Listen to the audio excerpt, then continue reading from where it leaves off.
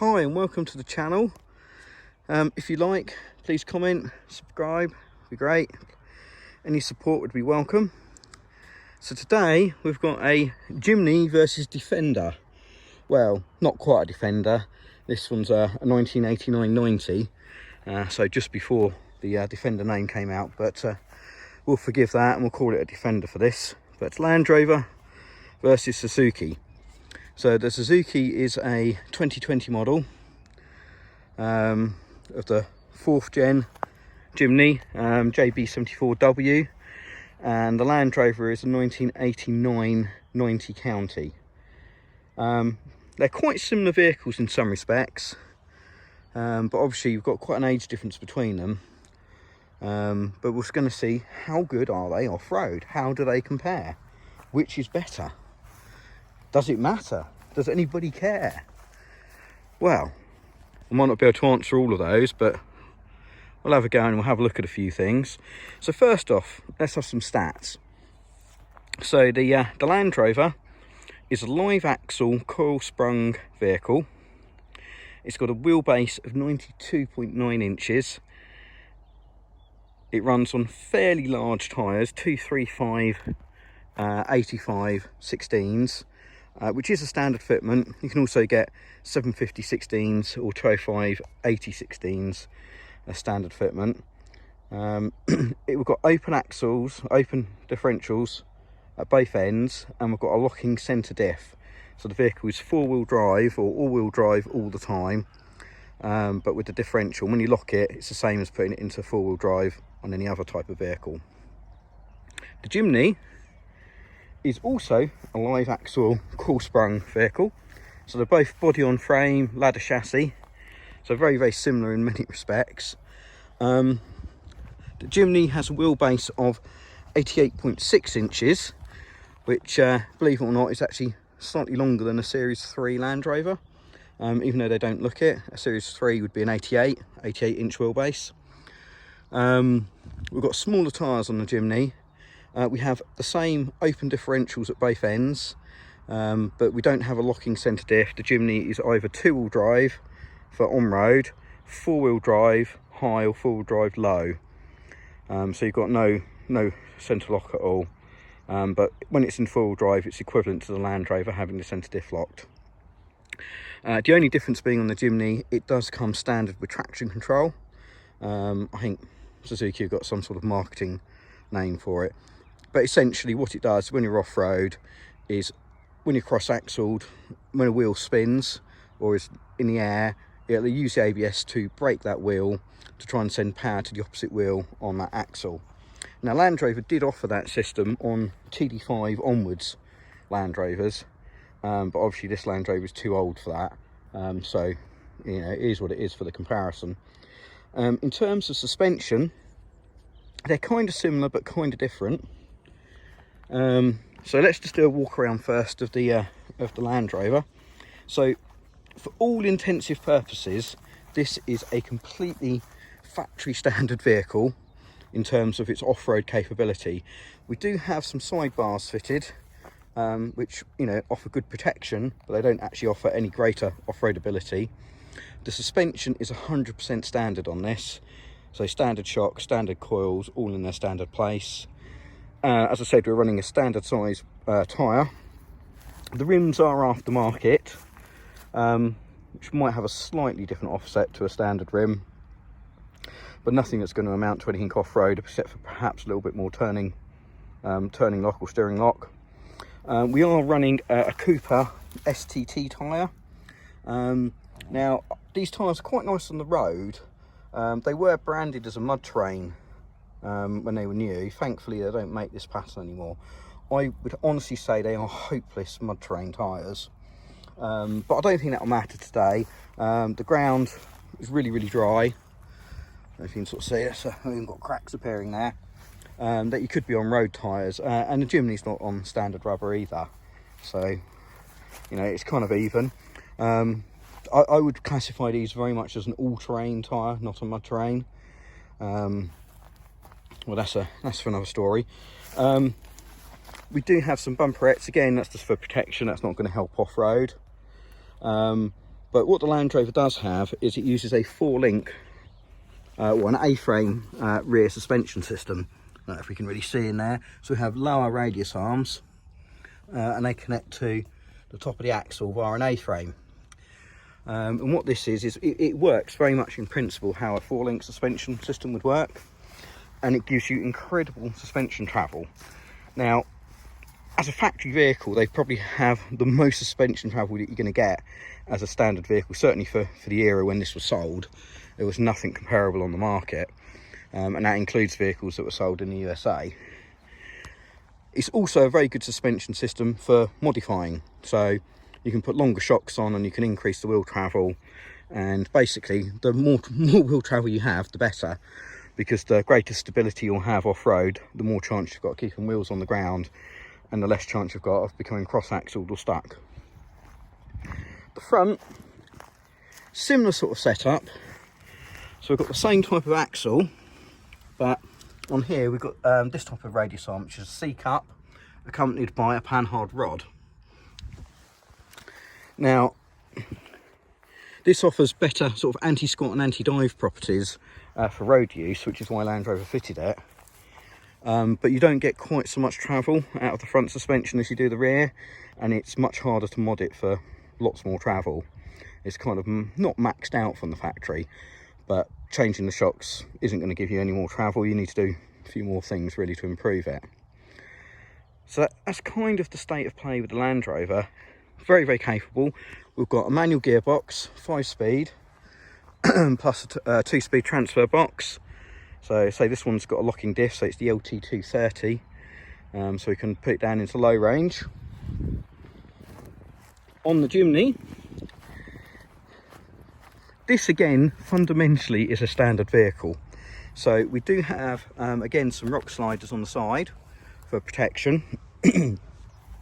One major change we've perhaps got is we've got a heavy duty winch bumper on it. Now, this doesn't really improve the off-road ability, but what it does do is it does improve the approach angle slightly. Now, I'm not talking about definitive approach angle if you went and got a board and put it across the front of the vehicle touching both tyres, but what it did do is the factory bumper came along here and it's kind of removed all of this bit here, and I found that off-road with the standard bumper you would quite often impact this area and was getting quite a few scuff marks and mud on it. And that's because you don't always approach an obstacle face on. Sometimes you've got the steering lock on or it's one wheel first. So we are talking about improved approach angle at the front here, but not to the extent that a standard vehicle couldn't do it. It's just you would be, you know, getting marks on your bumper. The wheels and tyres, they're standard factory wheels, but we are running a slightly larger tyre. These are a 215/75 15, whereas the factory fit is a 195/80 15. I think in reality that makes them about 11mm taller, so hardly anything, you know, it's not enough to make any real difference off-road. But we are running Maxxis worm drive all-terrain tyres. Now I've got on really well with these, really nice on the road, and I'd have to say that despite the fact these are branded as an all-terrain, I think they're a lot better than those Coopers off-road as well, and that includes when it's really wet and muddy. I've driven in some really muddy conditions with these and they've been really great. Now, the Jimny's also got a 2-speed transfer box and a 5-speed manual, so we can also put this into low range. Suspension wise, slightly different. So essentially the Jimny runs the same suspension that you get on the front of the Land Rover, but it runs it on both axles. So if you have a little peek under here, you can see we've got a C-cup radius arm on the back and an anti-roll bar, and essentially the Jimny's got that at both ends. So road manners, I'd say they're about equal between them. Obviously the newer car is a lot quieter, it doesn't leak, it doesn't rattle quite so much, but if you've been in a late model Puma Defender, you know, there's not quite so much in it. They are really comparable. The Jimny, I say, has got traction control. We've also got hill descent control with the Jimny, which of course we don't have on the Land Rover, as that technology didn't exist in 1989. And then the only other difference we've really got is we've got a 1.5 litre petrol engine, naturally aspirated, in the Jimny, making just over 100 horsepower. But it is quite a revvy engine, lovely and smooth. It will pull from really low down, but it is naturally aspirated. The Land Rover is running a 2.5 litre diesel turbo, the original 19J TD engine, which is meant to have 89 horsepower. So out on the open road, it's no contest. The Jimny is significantly more sprightly by sort of leaps and bounds. It weighs a lot less, the Jimny, because it is a smaller vehicle. I'm not quite sure the weight difference, but we're probably talking at least 400 kilos, maybe not, if not a bit more. But the engine does and doesn't play a part off-road. So the Land Rover will plod along really slowly at tick over quite happily, and it's relatively difficult to stall. You know, it will pull from nothing. I think that's one of the characteristics of a diesel off-road, which is why they're quite popular in the UK at least, and always have been. Is, you know, they will pull from nothing, even when it's off the turbo. You know, they are still quite a grunty sort of power delivery to them. The Jimny, very smooth off-road, and it's probably geared similar to the Land Rover in the fact that when you're at first low range at tick over, they probably crawl at very similar speeds. But when you hit an obstacle with the Jimny, you find you do need to put a few more revs on. The engine will want to sort of die, so you do find that you end up going a little bit quicker in it, to sort of suit the characteristics of the engine, which isn't bad, because obviously sometimes you need momentum. But when you're on some sort of technical off-road pieces, especially if you're in trees and that, you know, it's the old adage of, you know, as slow as possible, as fast as necessary. And in my opinion, the diesel Land Rover is better there, but Suzuki don't offer a diesel in the Jimny, so it's a no-go there. Many engines have been fitted to the Land Rovers. There's been at least 5 or 6 different diesel engines over its entire production run, plus a BMW straight 6, and of course the Rover V8. So there were petrol options as well out there. None of them going to be as frugal as what the Jimny was, probably not even the diesels. The Jimny's pretty good on fuel. But off-road, I think that is probably a tick in the box for the Land Rover. Other things with the Jimny, because it's got traction control, you will find that if you're going slow and it wants to lift the wheel in the air or engage the traction control, you do need to keep that momentum going. And I can imagine that if you're rock crawling, that it would be much more difficult to actually drive it and either not stall it, not slip the clutch, or end up going way quicker than you would intend to. An automatic gearbox would probably get around a lot of this, because obviously you've got the slip through the torque converter. But with the manual, it is not easy, but let's say moderately easy when you're going really slow. If you hit a difficult obstacle and it won't let the wheels spin easily, such as when it's dry now, or if you're on dry rock, you can stall it in places where you just won't stall a Land Rover. Even a Land Rover with traction control, I've driven them around here, you know, they will just keep on going a little bit easier.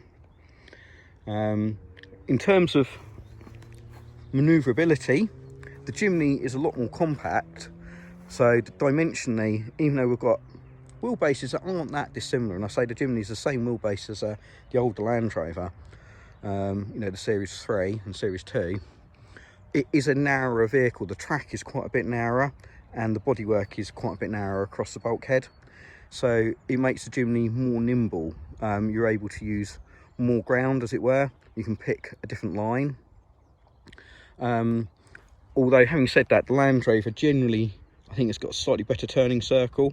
I'm not sure if you can tweak the steering on the Jimny to give a bit more lock. You probably can, but considering the Land Rover is bigger, they will actually turn in very similar radiuses, probably with the wind to the Land Rover there. The downside of having the narrower wheel track is, of course, when you've got deep ruts like we've got here, they've often been made by vehicles that are wider than the Jimny. So you'll find that the Jimny, instead of sitting actually in the ruts, you're kind of sitting a little bit off them or one wheel in them. which can sometimes compromise you a little bit. Other times it can be an advantage, but if the ruts are also deep as well, you will find you haven't got quite the ground clearance on the Jimny, so they do tend to bottom out a little bit easier than something like the Land Rover will. Of course, the aftermarket can address some of these things if you want to lift the vehicle, put bigger wheels on it, but every mod always has a downside as well. So what we're going to do is, we've talked quite a bit, but we will actually drive the vehicles and we'll go through a few obstacles just to demonstrate how they go. Ultimately, they're both really capable vehicles and you really can't go wrong with either. But picking a clear winner is hard. I think the Land Rover makes easier work of certain things. I think it rides slightly better off-road. The Jimny's a little bit harsh, although again, aftermarket suspension would probably fix that. But you've got things like traction control. So I'll insert another video of the 90 where I got it completely stuck recently, on a very simple cross axle, where the Jimny wouldn't have got stuck because the traction control would have kicked in and you could have driven through the obstacle. Obviously a Land Rover with traction control wouldn't have had a problem, or if you've got ATBs or diff lockers you could have got through it. It was complete driver error. I was going too slow. A little bit more momentum or a slightly different line would have totally avoided the problem, but it shows how easy it is to actually get a vehicle stuck when you're not paying attention, which is something that can happen very easily.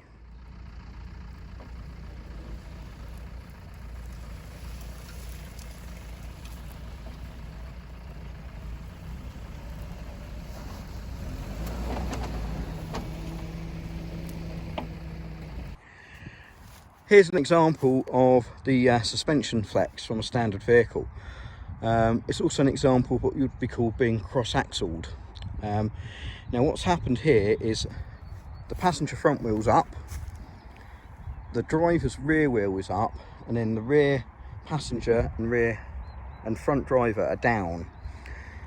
So, you know, one axle's going up, one axle's going in the opposite direction. And what happens having open differentials is power will be transmitted to the path of least resistance. So basically this wheel here will spin, and we can actually see quite clearly that tyre has been rotating in situ. I imagine, yeah, if I just give the vehicle a rock, you can see actually we can lift that wheel clean off the ground. So we are fully flexed out as it stands at the moment. This wheel's nicely stuffed up into the arch. Makes for kind of a cool pose. We've got a nice bit of sunset going on as well. But you can see the front driver's wheel is nicely flexed down, and that rear wheel there is well stuffed up in the corner. And I dare say if I rock the vehicle here, we can sort of see that this front wheel also quite happily leaves the ground, and we can see evidence of it spinning also. So this is how you get a vehicle stuck. So the terrain is quite lumpy and bumpy. Now you could take a different line to get out of something like this. Well, a tow vehicle or a winch is obviously one answer. A friend just rocking or pushing the vehicle is probably another. All you need is for one of those two tyres to bite, and you'll get out of it. Now you might be able to drive out of it by changing the steering angle. You might be able to go left or right. You can also do a little bit of left foot braking. So while it will send equal power to the wheels, well, it's splitting the torque. Basically you need to get to power to the wheels that are stuffed up in the arches, and at the moment you just spin it all away. So traction control would actually brake the spinning wheel to try and force the opposite wheel on that axle to rotate. Left foot braking, of course, you're braking all the wheels, not just the spinning ones, but you can try and mimic it to some extent. It kind of works better if you're already rolling. When you come to a complete standstill, less so. But it does show how easy it is to get a vehicle stopped. One with traction control would just breeze through this, and if you had an ATB or a locking diff in either axle or both, you would drive straight through this as well. Out of the factory, the Land Rover has probably more wheel travel up and down. So the Jimny, despite being a shorter wheelbase, you will find that it does tend to lift wheels off the ground a bit more. Again, aftermarket can probably solve this. There's quite a few lift kits out there that do offer a bit more travel. So it kind of has to rely on having the traction control. I think if we'd got a 3rd gen Jimny here without the traction control on it, it would be a clear victory for the Land Rover on every category. The traction control kind of evens the ground up, that you can kind of go the same places. Now when it's wet, it really gives an advantage. The Jimny comes alive on this sort of terrain. This is sort of clayey mud, got a bit of chalk in here, and it gets really slick, so you don't have the problem with it stalling. It will quite happily just sort of keep all 4 wheels spinning. The vehicle will sort of give a little bit of a wiggle and a shimmy, or you might lift the wheel up a little bit excuse me, and it'll be fine. When it gets dry, what tends to happen is you'll be going along and it will lift the wheel up and you'll either stall or it will go boom, come down really hard, and you just don't get that with the Land Rover. Okay, so let's have a little look at some of the obstacles that we want to take the vehicles over. So here we've got a little hillock. Now these things never look as steep on video as they are in flesh, but you know, I imagine that it's sort of 4 or 5 foot high, relatively steep, but what you will find is it's quite an acute angle at the top, so it will test the breakover angle of the vehicles. I know long wheelbase vehicles, so I had the new Defender 110 on here, and that did tend to catch its belly on here, and even the Jimny, it's where the radius arms mount on the chassis, they tend to hang low. It does tend to hang up on those, and the transfer box as well. The Land Rover I don't expect will touch anything coming up here. You can see we've got a few ruts. It's been quite well driven. And as we come down, you can see we've got some quite good sort of moguls in the ground. It's quite lumpy bumpy, so it will test the engine braking, and if you're lifting wheels off the ground, the vehicle will tend to want to run away. The hill descent control should control that a bit better in the Jimny, but it'll be interesting to see how they sort of cope going along here.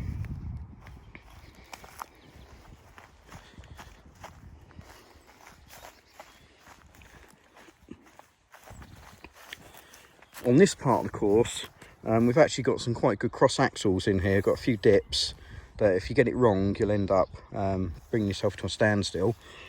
And we can see here that over the years, you can see where the ground used to be, that, you know, it's got worn away through driving on it. It does get really slick here.